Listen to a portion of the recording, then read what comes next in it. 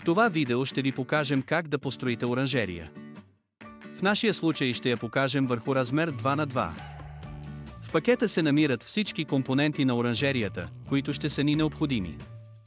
За по-удобно сглобяване ви препоръчваме да си подготвите основни инструменти, като отвертка или клещи.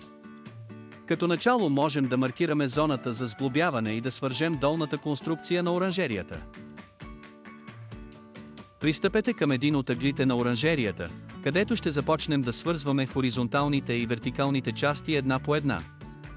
В нашия случай имаме вертикална структура, съединена в ъглите и в средата на оранжерията. За всяка оранжерия има точна инструкция как да се процедира. Сглобяваме конструкцията и по диагонал, което осигурява здравина и стабилност на цялата оранжерия.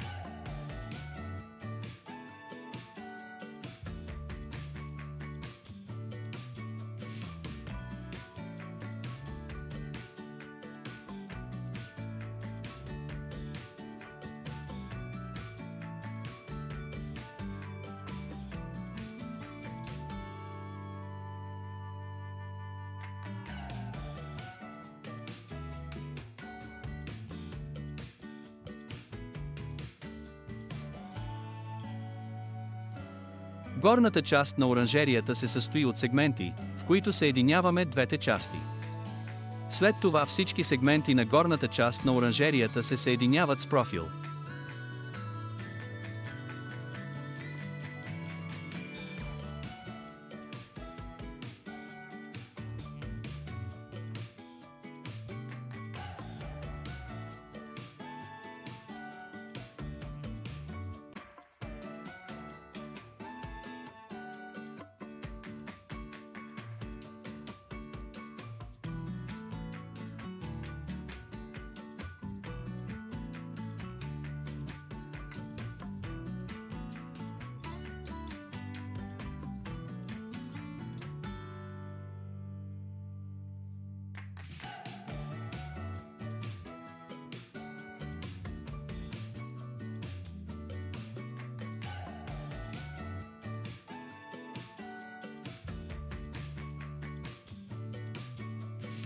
В опаковката има пластмасови капачки за крайните части на профилите.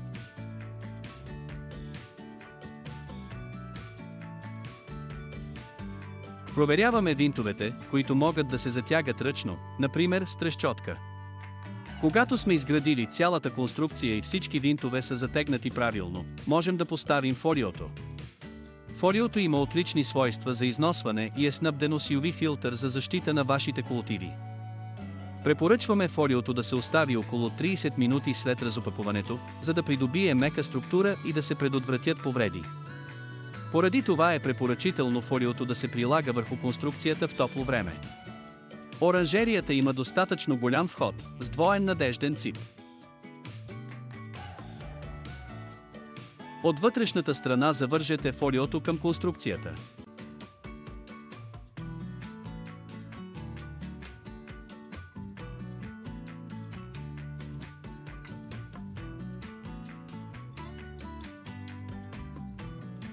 Входът на оранжерията може да се навие нагоре и да се захване с обикновена закопчалка.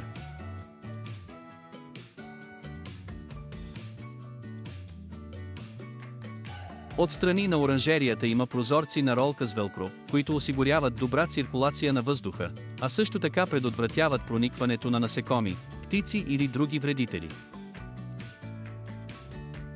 Оранжериите предлагат удължено защитно фолио на дъното, което ще се радвате да откриете точно когато закрепвате оранжерията.